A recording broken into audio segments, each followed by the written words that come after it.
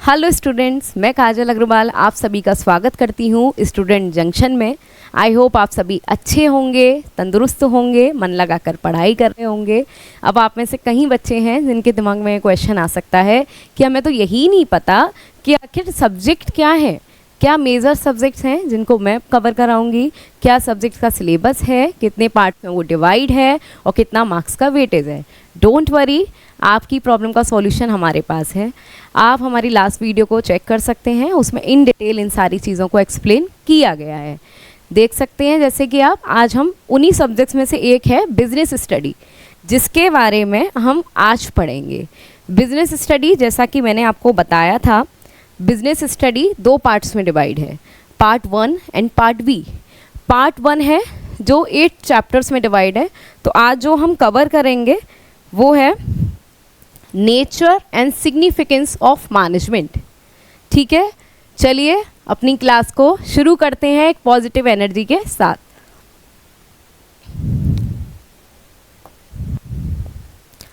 What is management? सबसे बड़ा question, what is management? भाई मैनेजमेंट है क्या?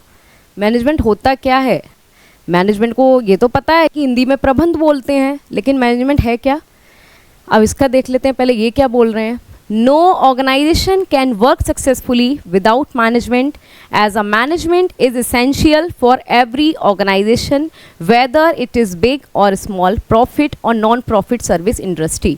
इसका मतलब ये है कि कोई भी ऑर्गेनाइजेशन सक्सेसफुली काम नहीं कर सकता जब तक कि वो मैनेजमेंट को अप्लाई नहीं करता है। अब आप भी देख सकते हैं, आप अपनी डेली की लाइफ में, डेली रूटीन में भी मैनेजमेंट को फॉलो करते हैं। तो मेनली फोकस किस चीज़ पर है? मैनेजमेंट है क्या? मेरा मेनली फोकस ये है, अगर मैं एक स्टूडेंट लाइफ की बात करती हूँ, सुबह कॉलेज प्रॉपर टाइम पर पहुँचूँ, आने के बाद अपना लंच करूँ, उसके बाद ट्यूशन जाऊँ, ट्यूशन के बाद उनका वर्क कंप्लीट करूँ, उसके बाद क्लास का जो वर्क होता है वो असाइनमेंट कंप्लीट करूँ, अपना डेली की जो एक्टिविटीज़ हैं उनको भी करके सही टाइम पर, एक कहते हैं ना, एक प्रॉपर टाइम पर उन सभी कामों को कंप्लीट कर कर अपनी लाइफ को बैलेंस कर सकूँ। यही है मैनेजमेंट। तो मेनली क्या है, आपका एक गोल और एक टारगेट भी होना चाहिए। किस चीज़ के लिए आप ये चीज़ करना चाह रहे हैं? कॉलेज जा रहे हैं, क्यों जा रहे हैं? पढ़ने के लिए, पढ़कर कुछ करना चाहते हैं। क्लासेस जा रहे हैं इसीलिए ताकि वो आपको असिस्ट कर सकें जो आप कॉलेज से पढ़ कर आ रहे हैं। ठीक है, उसके बाद आप अपनी फैमिली मेम्बर के साथ सोशल रिलेशन या फ्रेंड्स के साथ सोशल रिलेशन इस्टेब्लिश करना चाहते हैं। तो ये सारी चीज़ों के लिए हमारा गोल है कि इन सभी चीज़ों में कोऑर्डिनेशन करने के बाद हम मैनेजमेंट कर सकें। यही मैनेजमेंट है। अब अगर एक ऑर्गेनाइजेशन की बात करते हैं तो ऑर्गेनाइजेशन क्या है? कोई भी ऑर्गेनाइजेशन सक्सेसफुली वर्क नहीं कर सकता जब तक कि आप मैनेजमेंट नहीं करते। भाई एक ऑर्गेनाइजेशन, एक कंपनी आप रन करते हैं, चाहे वो छोटी हो कंपनी या बड़ी कंपनी हो, सभी चीज़ों में लेबर अगर आप एम्प्लॉयड करते हैं तो लेबर को भी देखना पड़ेगा। लेबर क्या काम कर रही है, प्रोडक्शन टाइम पर कर रही है, नहीं कर रही है। अगर प्रोडक्शन का नहीं है, सेल्स एग्जीक्यूटिव आपने रख रखे हैं तो सेल्स प्रॉपर टाइम पर लेकर आ पा रहे हैं, नहीं लेके आ पा रहे हैं, क्या टाइमिंग पर वो लोग आ रहे हैं, किस टाइम पर वो लोग जा रहे हैं, माल कब आ रहा है, आपका जो मटेरियल आप परचेस करते हैं वो मटेरियल कितना आ गया, कितना ख़त्म हो गया, कितना सेमी फिनिश्ड पड़ा हुआ है, ये सारी चीज़ों को कैसे करेंगे?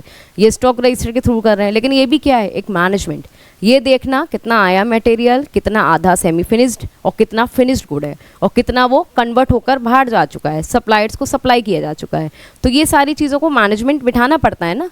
हर चीज़ को मैनेज करना बहुत ज़्यादा ज़रूरी है, लेकिन उसके लिए गोल होना चाहिए, एक टारगेट होना चाहिए, तभी आप मैनेजमेंट कर पाते हैं। एक ऑर्गेनाइजेशन भी एक गोल के साथ काम करता है कि उसे एक सक्सेसफुली ऑर्गेनाइजेशन को रन करना है और एक सर्वाइवल मोड से ऊपर जाकर उसे काफ़ी ऊंचाइयों को छूना है। इसीलिए हर कंपनी काम कर रही है, हर इंस्टीट्यूट काम कर रहा है।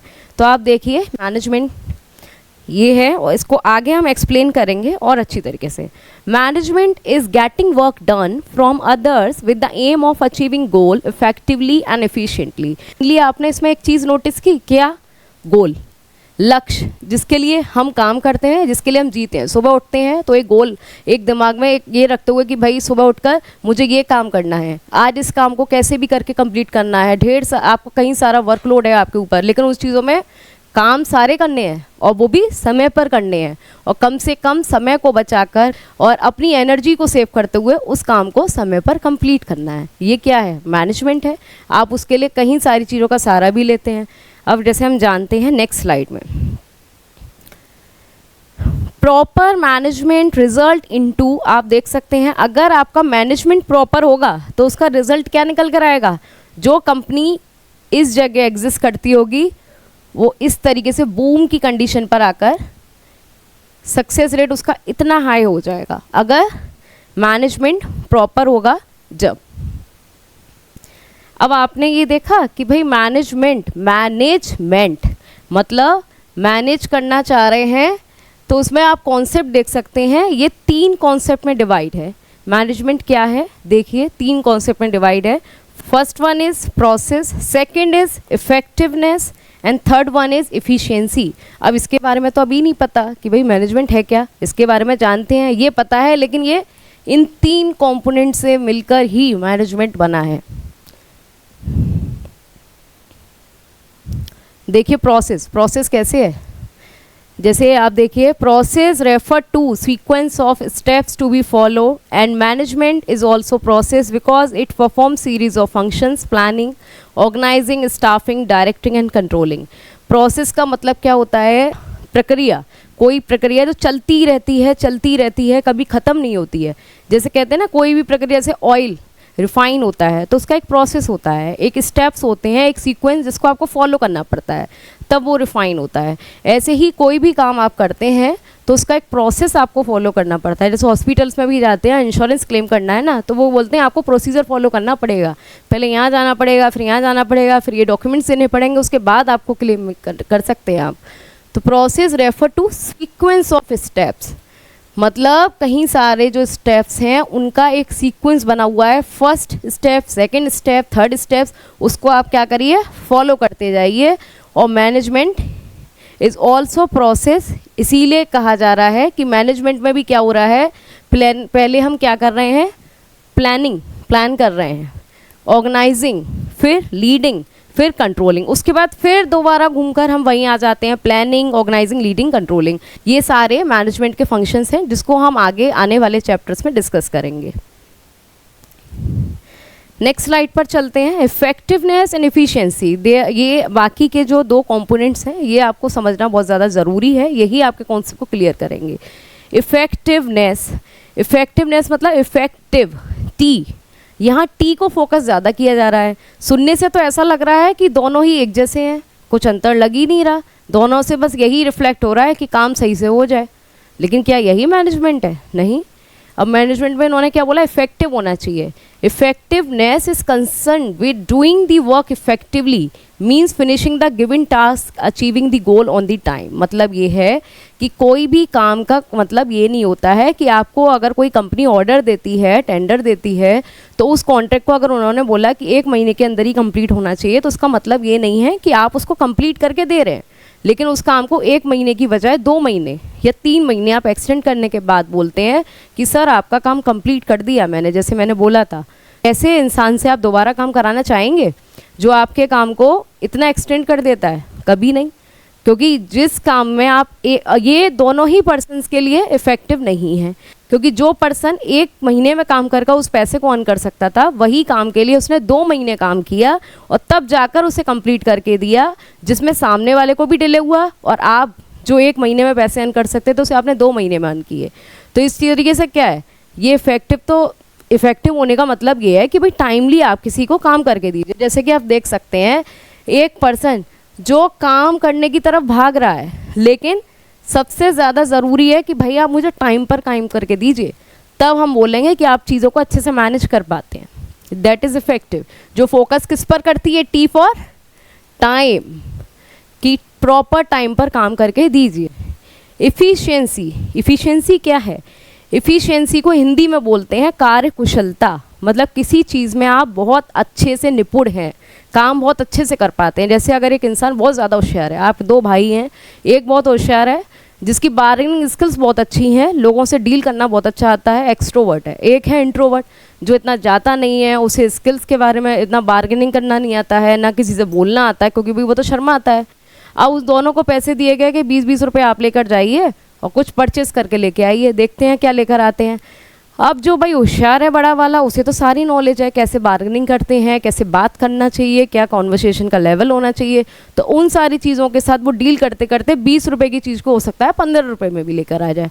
और जो दूसरा है, जो इंट्रोवर्ट है, उसे तो भाई आता ही नहीं है बात करना, कैसे बात करते हैं, क्या कम्युनिकेशन स्किल्स होना चाहिए, कैसे सामने वाले को कन्विंस कर सकते हैं, कैसे बार्गेनिंग करते हैं। तो उस केस में क्या है, वो 20 की चीज़ को हो सकता है 25 में ले आए। तो आप किसको ज़्यादा अच्छा होशियार समझेंगे, बड़े वाले को या छोटे वाले को, जो 15 में ले आया या 25 में लेकर आया? किस में प्रॉफिट है? बड़े वाले में ना, क्योंकि उसको वो स्किल्स आती हैं कि कॉस्ट को मैं कैसे कम करूं और किस तरीके से अपनी एनर्जी को भी सेव करूं, कम से कम मतलब रिसोर्सेज यूज़ करके उनका प्रॉपर यूटिलाइजेशन कर पाऊँ। जैसे आपने देखा, मैंने एफिशिएंसी का जब बोला तो इसमें मैंने 2-3 वर्ड्स यूज़ किए। काम को टाइम पर करना इफ़ेक्टिव है, ये इनफ नहीं है भाई। काम जो आपको कोई दे रहा है वो काम भी परफेक्ट होना चाहिए, टाइम पर करके दीजिए, लेकिन प्लस उसके साथ वो काम परफेक्ट होना चाहिए। परफेक्ट का मतलब है कि refer to task in the right way, मतलब टास्क को सही तरीके से करिए। जैसे कॉस्ट बेनिफिट एनालिसिस, मतलब कम से कम कॉस्ट पर काम कीजिए और जो रिसोर्सेज आप यूज़ कर रहे हैं उस कम से कम रिसोर्सेज को यूज़ करके उनका ऑप्टिमम यूटिलाइजेशन कर पाइए, ताकि आप टाइम को भी सेव कर पाएंगे, अपनी एनर्जीज़ को भी सेव कर पाएंगे, रिसोर्सेज को भी सेव कर पाएंगे और कॉस्ट को भी सेव कर पाएंगे। जब कॉस्ट कम होगी तो प्रॉफिट ऑब्वियस है, इनडायरेक्ट वे में प्रॉफिट भी इंक्रीज़ करेगा। तो इस तरीके से एक मैनेजमेंट को प्रोसेस क्या है, वो एक प्रक्रिया है किस चीज़ की, काम को इफ़ेक्टिव तरीके से करना है, मतलब टाइमली। और इफ़िशियंसी मीन्स काम को अच्छे से करना है, मतलब कम से कम रिसोर्सेज और कम से कम कॉस्ट को यूज़ करके एक अच्छा रिजल्ट निकाल कर देना है। अब हम चलते हैं नेक्स्ट स्लाइड पर।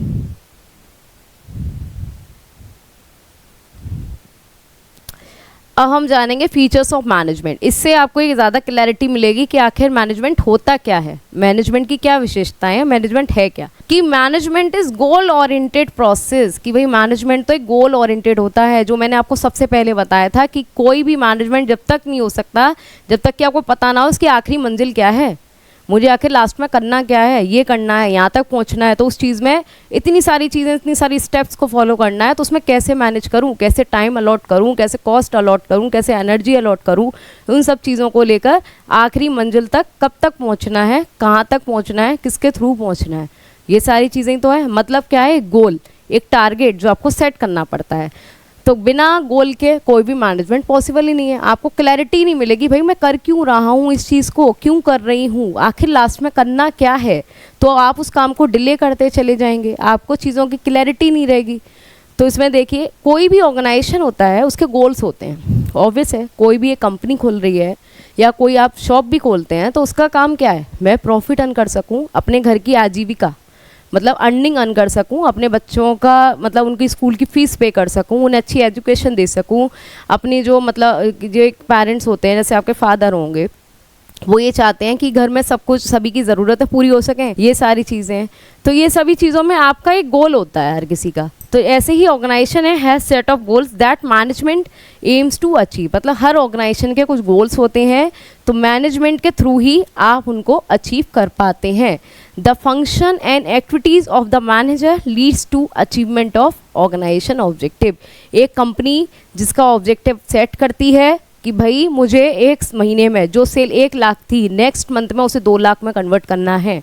1 लाख से आप कैसे इंक्रीज़ करेंगे उस सेल को, तो इसके लिए आपने क्या किया, एक बनाया प्लान कि ये चीज़ें हैं, हमारी स्ट्रैटेजी को यहाँ से इसमें बदलाव करना चाहिए, हो सकता है या कई सारे एजेंट्स को अपॉइंट करना चाहिए जो हमारे लिए काम करेंगे हमारी कंपनी के लिए और सेल ला के देंगे और सेल्स इस तरीके से इंक्रीज़ हो जाएगी। ये तो टारगेट सेट किया कि 2 लाख का टारगेट है, क्या है उसकी, इसके स्टेप्स आपने उसके लिए एक स्ट्रैटेजी बनाई, अब उस स्ट्रैटेजीज़ को इम्प्लीमेंट किया। लेकिन भाई प्रॉपर इम्प्लीमेंट हो पा रही है या नहीं हो पा रही है, स्ट्रैटेजी बनाना काफ़ी नहीं होता है, उसको प्रॉपर इम्प्लीमेंट करना, मॉनिटरिंग करना, ये भी ज़रूरी है। तो ये काम कौन करेगा, मैनेजर।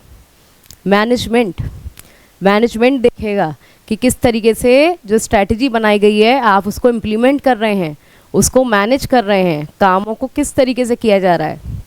तो मैनेजमेंट का एम होता है उन ऑर्गेनाइजेशन के गोल्स को अचीव करना। सेकंड देखिए, मैनेजमेंट इज परवेसिव। परवेसिव को हिंदी में बोलते हैं सर्वव्यापी, मतलब सभी जगह सर्वव्याप्त है, मतलब हर जगह मैनेजमेंट की ज़रूरत है। ऐसा तो नहीं है कि अगर आपको, जैसे मैंने बताया क्लास स्टार्ट करने से पहले ही, कि मैनेजमेंट क्या है, तो हम अपनी डेली लाइफ में भी तो मैनेजमेंट कर रहे हैं, तो ऐसा तो नहीं है उसमें भी मैनेजमेंट नहीं करते।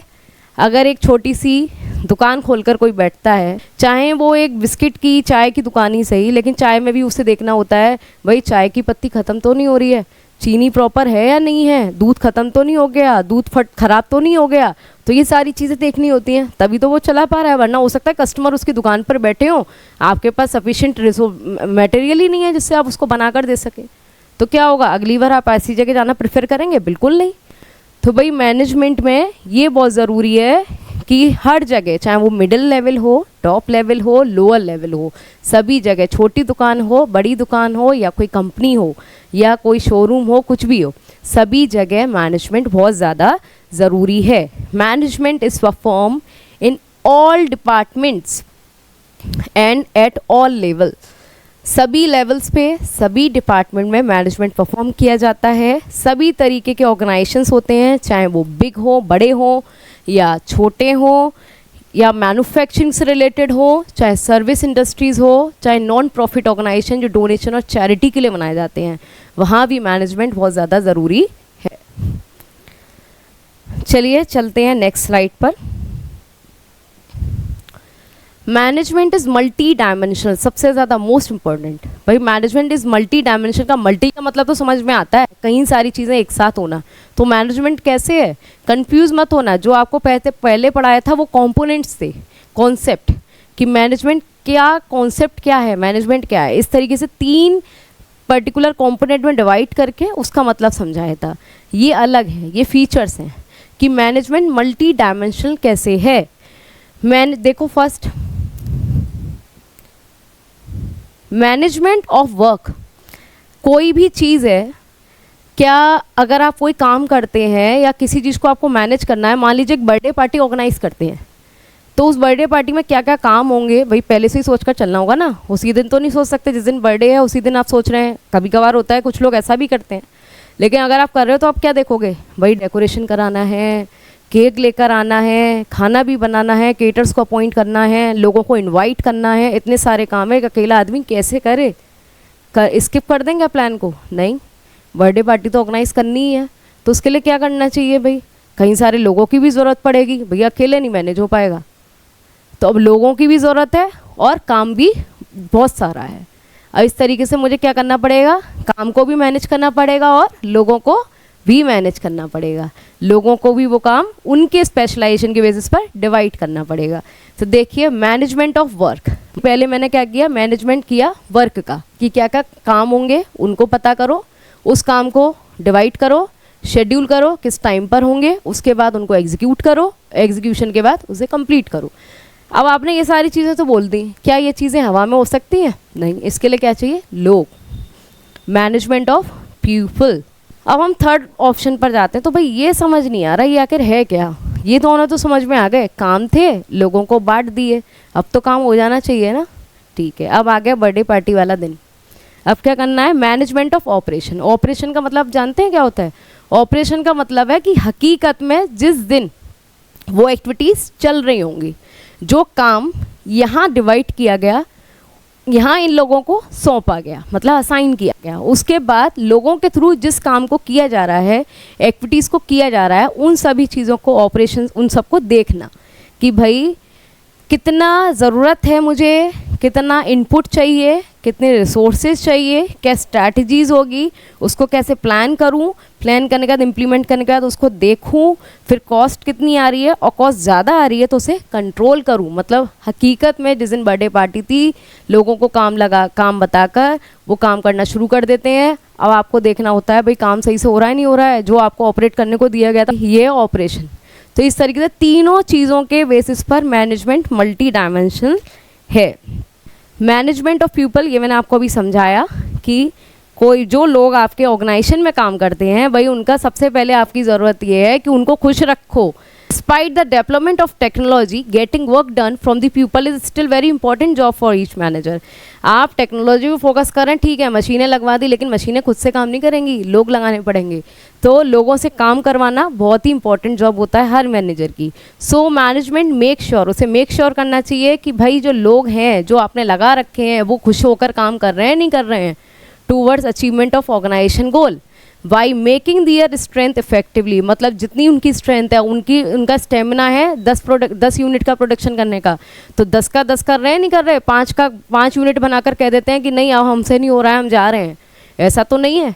तो आपका फोकस ये है कि जो लोग आपके यहाँ काम कर रहे हैं उनको सही काम दीजिए जो उनकी स्पेशलाइजेशन के बेसिस पर हो और वो खुशी से काम कर रहे हो, उनकी भी खुशी का ध्यान रखिए। मैनेजमेंट ऑफ वर्क, वर्क का मतलब क्या है, टास्क जिसके लिए ऑर्गेनाइजेशन सेटअप किया गया। कुछ ऑर्गेनाइजेशन शूज़ इंडस्ट्रीज हो सकती है, शू मैन्युफैक्चर करके ट्रेड करने के लिए। ग्लास इंडस्ट्री हो सकती है, ग्लास जो होते हैं मिरर्स वगैरह बनाने के लिए हो सकती है। कहीं सारी चीज़ों में ग्लास आजकल आप देख सकते हैं लगता है, तो उनके लिए हो सकती है। फॉर एग्जांपल एक स्कूल किसके लिए है, एजुकेशन के लिए। हॉस्पिटल किसके लिए है, मेडिकल आपको सर्विस, हेल्थ सर्विस प्रोवाइड करवाने के लिए। तो ये सारी चीज़ों का जिस चीज़ के लिए जो इंस्टीट्यूशन सेटअप किया गया उसका क्या काम है उसको मैनेज करना, that is management of work. And the last one is management of operation. जैसे मैंने आपको बताया था, ऑपरेशन का मतलब क्या है, डे टू डे एक्टिविटीज़ जब आप करेंगे, मतलब एक बिज़नेस रन करते हैं, हर दिन कुछ ना कुछ नया करते हैं, लेकिन कुछ ऐसी चीज़ें भी होती हैं जो डेली बेसिस पर चल रही हैं। मान लीजिए आपका, मैंने आपको बताया था एक जूते की फैक्ट्री है, जूते का प्रोडक्शन आप करवाते हैं, तो ऐसा तो नहीं है जूते की जगह कल शीशा बनाने लगेंगे, शीशे की जगह कल आटा बनाने लगेंगे, नहीं, जूते का काम है, जूते ही बनाएंगे, उसी का प्रोडक्शन करेंगे। ये हो सकता है वैरायटी ले आएँ, क्वालिटी चेंज कर दें, लेकिन काम तो वही करेंगे। तो डे टू डे जो एक्टिविटीज़ हैं उन प्रोडक्शन साइकिल की, उनको देखना। जैसे भाई इनपुट माल आया नहीं आया, कितना कन्वर्ट हो गया, आधा बन गया, ठीक है, आधा बनने के बाद पूरा कितना बन गया, कितनी क्वांटिटी बन गई, ये सारी चीज़ों को देखना मैनेजमेंट ऑफ ऑपरेशन है। ऑफ ऑपरेशन का मतलब है is a combination of management of work and management of people, उससे मिलकर बनता है management of operation. Management is a continuous process, management is never ending function. Management कभी ख़त्म नहीं होता, मैंने आपको बताया था ना, मैनेजमेंट एक प्रोसेस है, प्लानिंग से स्टार्ट हुआ, कंट्रोलिंग तक गया, उसके बाद फिर दोबारा से रीप्लान करना, ऑर्गेनाइज करना। तो management is never ending function. क्या आप अपनी डेली लाइफ है, एक दिन रूटीन बनाएंगे, एक डेली रूटीन में एक दिन मैनेजमेंट करेंगे, दूसरे दिन फ्री होकर सो जाएंगे क्या मुझे उठना नहीं है, कोई काम नहीं करना, मुझे आराम से रहना है, ना कोई कॉलेज जाना, ना कोई क्लास अटेंड करनी, ना किसी का कोई काम करना, ऐसा करेंगे नहीं ना। डेली उठेंगे एक नए मकसद के साथ, एक नए काम के साथ, और उसके लिए चीज़ों को मैनेज करेंगे। तो मैनेजमेंट कभी रुकता नहीं है, कंटिन्यूस है। Management is group activity. Group activity है, ऑब्वियस है, अगर एक ऑर्गेनाइजेशन में आप काम कर रहे हैं, कई सारे लोगों को एम्प्लॉयड कर रहे हैं, तो एक टीम वर्क होना चाहिए।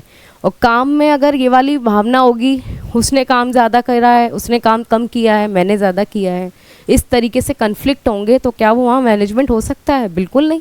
जहाँ आप एक दूसरे का काम या एक साथ कोऑर्डिनेशन के साथ आगे बढ़ेंगे तो वहाँ चीज़ें अच्छे से मैनेज होंगी, काम भी प्रॉपर तरीके से हो पाएगा। तो मैनेजमेंट को किस चीज़ की ज़रूरत है भाई? ग्रुप तो बना दिए, कहीं सारे लोग लगा दिए, लेकिन क्या चाहिए? Team work. अकेले का काम नहीं चाहिए कि मैं बेस्ट हूँ, आप अच्छे नहीं हैं, आपने अच्छा नहीं किया, नहीं, टीम वर्क, टीम में काम करना है। एंड कोऑर्डिनेशन करना है हर किसी के एफर्ट्स में, एक किस डायरेक्शन में? इन अ कॉमन डायरेक्शन। डायरेक्शन एक ही होना चाहिए, ऐसा नहीं आप अपना कुछ और प्लान लेके चल रहे हैं, कंपनी का कुछ और प्लान है। कंपनी का प्लान है मैं अपनी कंपनी को ऊंचाइयों पर पहुंचा दूं, आपका प्लान है मैं इस कंपनी को चौपट करके इसका पैसा लेकर भाग जाऊं। ये कॉमन डायरेक्शन नहीं हुआ ना, अपोजिट हो गया। कंपनी ये सोच रही है, आप ये सोच रहे हैं। तो आप अगर इस सोच को रखते हुए काम करेंगे ना ऑर्गेनाइजेशन में, तो आप कभी सक्सेसफुली ना तो ऑर्गेनाइजेशन को सक्सेसफुली रन कर पाएंगे, ना आप खुद सक्सेसफुल हो पाएंगे। तो इसीलिए ज़रूरत है एक टीम वर्क और एक अच्छे कोऑर्डिनेशन के साथ एक ही डायरेक्शन में काम कीजिए। अब हम देखेंगे last one is management is dynamic function. Management dynamic का मतलब होता है जो समय के साथ बदलाव लाता रहता है। स्टैटिक मतलब फिक्स्ड नहीं रहता। आपने सोच लिया जो इंसान समय के साथ नहीं बदलेगा क्या वो आगे उन्नति कर सकता है? बिल्कुल नहीं। अगर आप देखते हैं कुछ समय पहले जो यूपीआई आज हम देखते हैं हर जगह, चाहे स्ट्रीट बैंडर्स हो, छोटे से छोटे ठेले वाले हों, कुछ भी हो, सभी जगह आप देखो भाई हर कोई यूज़ कर रहा है। क्या आपने 5-6 साल पहले इसकी कल्पना भी की थी कि इस तरीके से होगा? कि आप तो यही बोल देते हैं नहीं ना, डिजिटली लिटरेसी रेट बहुत कम है, कैसे यूज़ करेंगे, इनका तो पैसा मारा जाएगा, इन्हें तो पता भी नहीं है, कोई ओटीपी हो सकता है किसी को बता दें और सारा पैसा चला जाए। नहीं भैया हमें नहीं करवाना, मैं तो बहुत डर लग रहा था, ऐसे लोग करते थे। लेकिन आज आप देख सकते हैं सभी लोग एक गोल गप्पे के ठेले से लेकर एक चाय की मतलब दुकान तक भी और एक बड़ी से बड़ी कंपनी तक भी सभी लोग यूपीआई को यूज़ कर रहे हैं। तो इस तरीके से आप देख सकते हैं कि उन्होंने क्या किया, चीज़ों को बदला, टाइम के अकॉर्डिंग चीज़ों को बदला। तो वही आप देख सकते हैं कि मैनेजमेंट भी एक गतिशील मतलब डायनेमिक फंक्शन है जो समय के साथ बदलता है। ऐसा नहीं आपने सोच लिया मेरे को तो यही करना है, मैं इसी तरीके से करता हुआ आ रहा हूँ। मान लीजिए एक कंपनी चल रही है, उसमें एक मैनेजर 20 साल से काम कर रहा है। अब एक नया मैनेजर ले आए, उन्होंने बोला भाई इन्हें बहुत नॉलेज है टेक्नोलॉजी की और आजकल के यूथ है इन्हें बहुत ज़्यादा प्रोफेशनली मतलब काम करके आए हैं, एक्सपर्ट हैं। अब भाई उसे कंपटीशन लगने लगा कि तो मेरा कंपटीशन आ गया।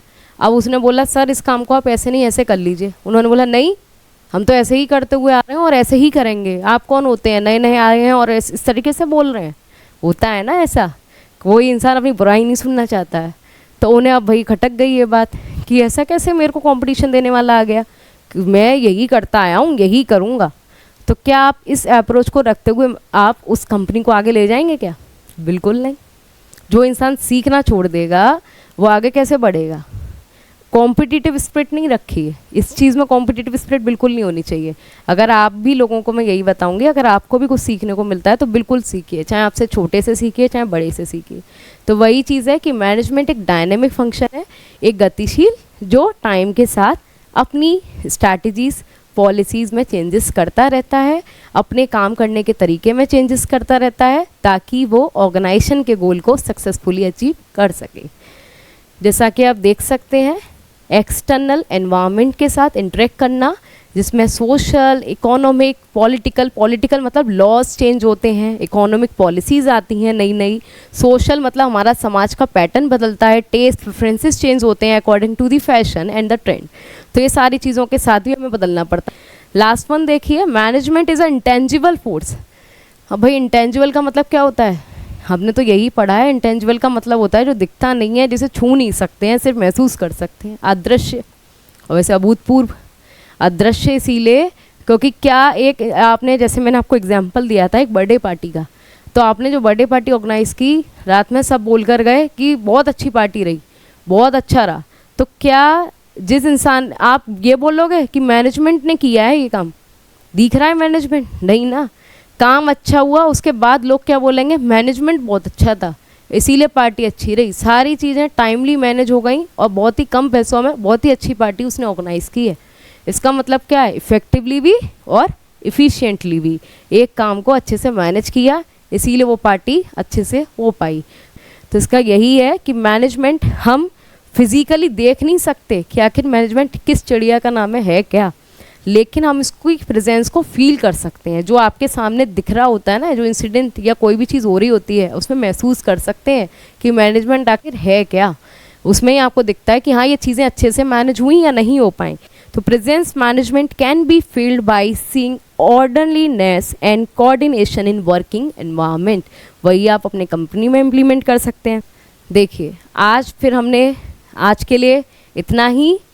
उम्मीद करती हूँ कि आप सभी के डाउट्स क्लियर होंगे। नेक्स्ट क्लास में हम डिस्कस करेंगे आखिर मैनेजमेंट के ऑब्जेक्टिव्स क्या होते हैं, नेचर ऑफ मैनेजमेंट, भाई मैनेजमेंट किस प्रकृति का है और इम्पोर्टेंस इसकी क्या, मतलब कहते हैं ना क्या आवश्यकता है, क्यों ज़रूरी है, ये सारी चीज़ों को हम नेक्स्ट क्लास में डिस्कस करेंगे। चलिए मिलते हैं नेक्स्ट क्लास में, तब तक खुश रहिए, आबाद रहिए, अपनी लाइफ को एंजॉय करते रहिए और हमारे प्लेटफॉर्म पर आते रहिए जिसमें वेयर लर्निंग नेवर स्टॉप। और हमसे जुड़ने के लिए हमारे चैनल को सब्सक्राइब करें, बेल आइकन को प्रेस करें।